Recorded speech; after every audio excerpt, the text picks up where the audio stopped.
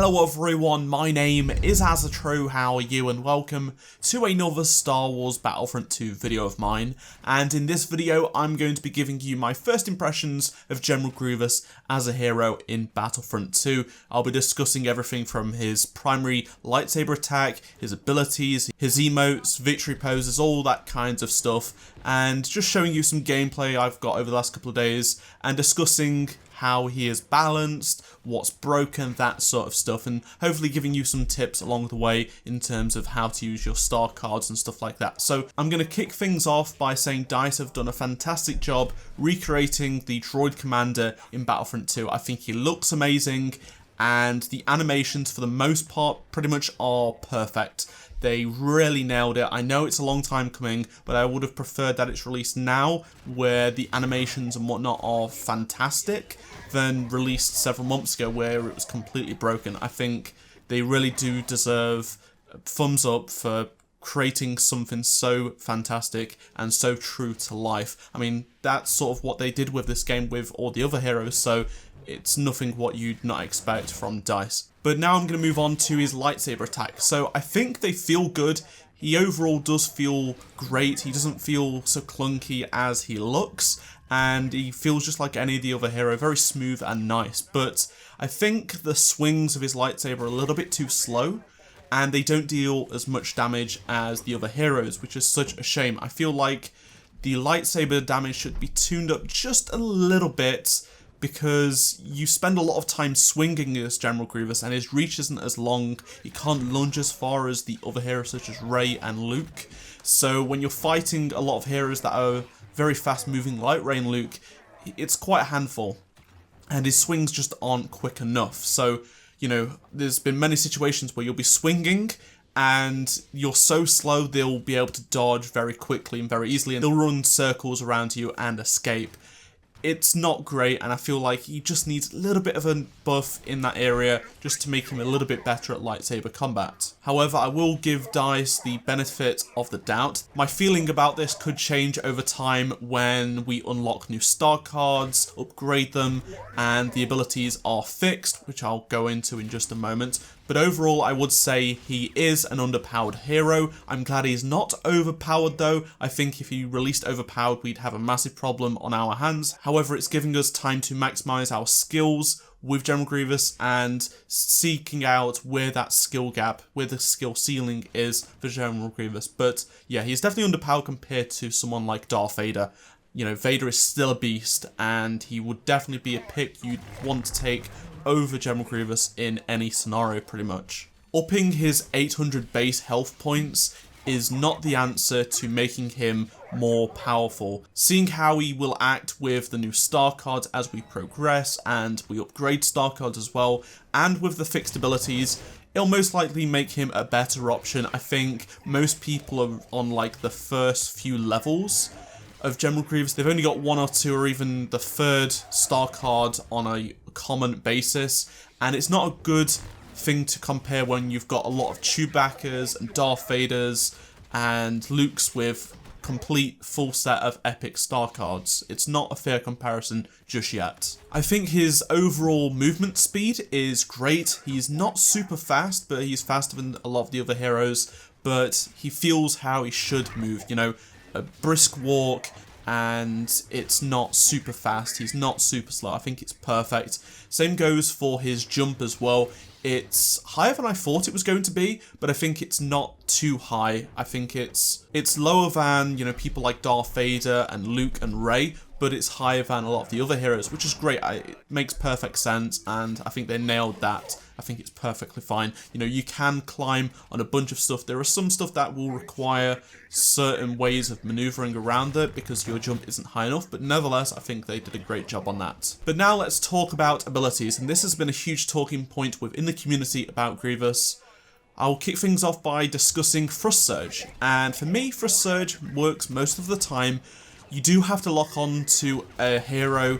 It's not simple as you just activate it and then thrust. That's why it's not doing any damage. There'll be a blue and grey bar which will lock up and lock onto someone and will deal damage that way.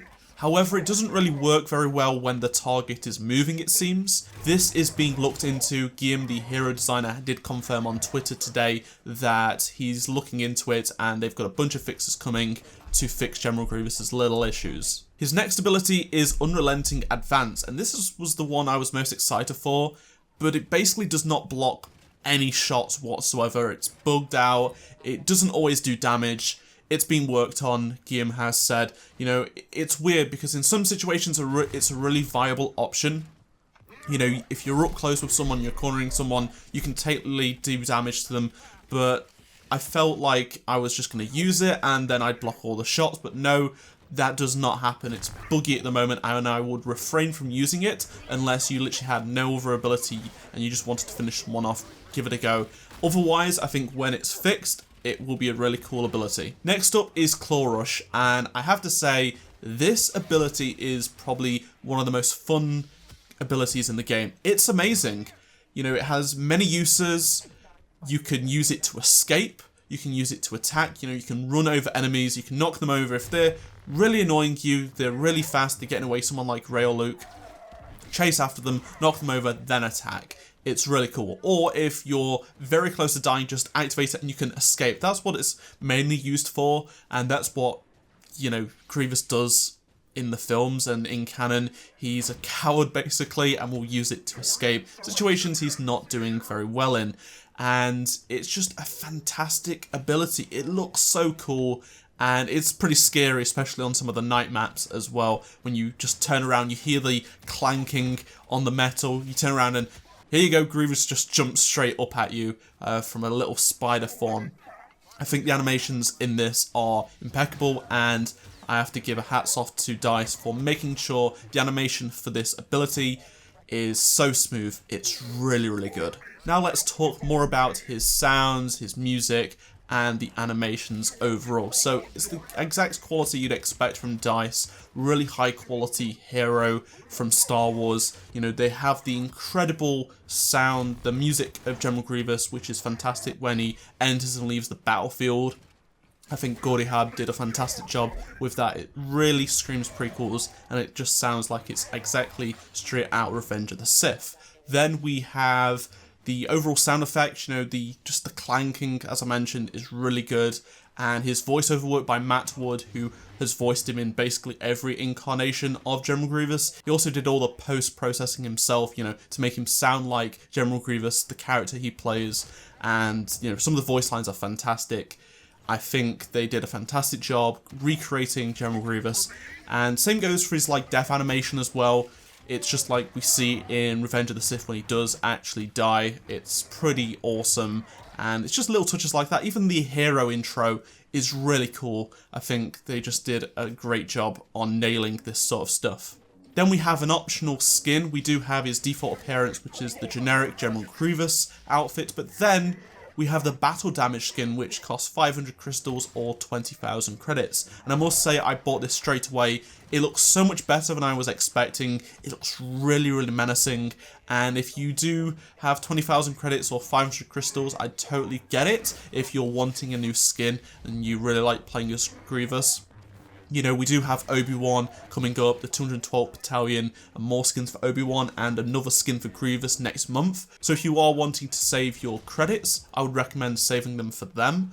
But if you really love Grievous, then pay the 500 crystals or 20,000 credits. It's well worth it. It's one of the best hero skins in the game. With emotes, they actually included 5 for General Grievous, so 4 standard ones and then an additional cough cough one, which I think was really nice. It was actually teased by some info. We'd be getting that later on in the life cycle of the game, probably next month. But no, they launched with it, and it's, you know, the voiceover works great, the animations are great, they look cool, and they're definitely really awesome to see and hear, of course.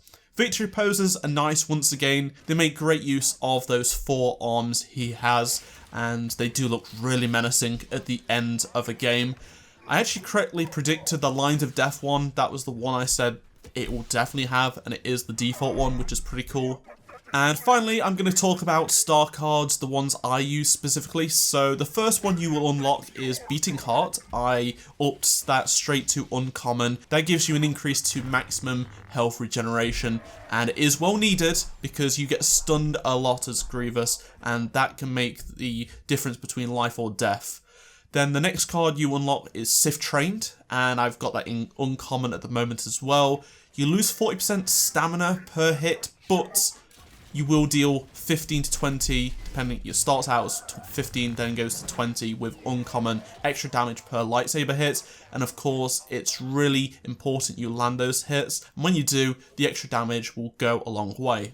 I'm only level 10 at the moment, so it's really hard to say past the first few star cards, but I also unlocked the next star card you unlock. I've got that in uncommon, that's Jedi Killer, and you can target enemies further away with the thrust ability. It goes from 20% at common, and then uncommon takes it to 30, all the way up to 50 with epic. When this ability works much better, it's going to be very awesome to use, but for now, it's still useful, and it's just a star card you should have equipped, of course. You know, try and make use of those 3 star card slots. I wouldn't recommend using the star card that allows you to take less damage when using Claw Rush, purely because when you're typically using Claw Rush, you're out of the way anyway, and you're not going to be attacked. You're sort of in cover, you're really hard to attack, so I wouldn't recommend using that over any of the other 3. But if you're getting past level 10, I might have another tip video coming out in the next week or so, which discusses future level star cards, but everyone at the moment is pretty low level, so we're all finding out what the best star cards are. Anyway, I hope you enjoyed this video. Let me know in the comment section below what your thoughts are on General Grievous. Have you unlocked him yet? Are you still waiting? Let me know in the comment section below, and of course, if you've unlocked any star cards, what formula works for you. Drop a like if you enjoyed it, and subscribe if you are new around here. Remember to check out any of the 2 previous videos on screen if you did miss them, and I shall see you all in my next Star Wars Battlefront 2 video. Goodbye.